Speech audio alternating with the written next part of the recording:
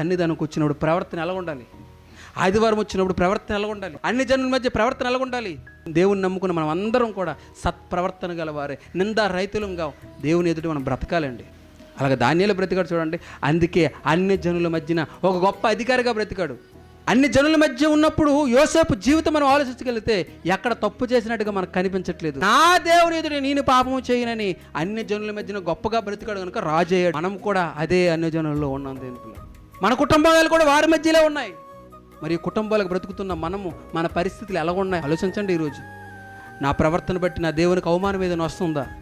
నా తాగుడు బట్టి దేవునికి అవమానం ఏదైనా వస్తుందా?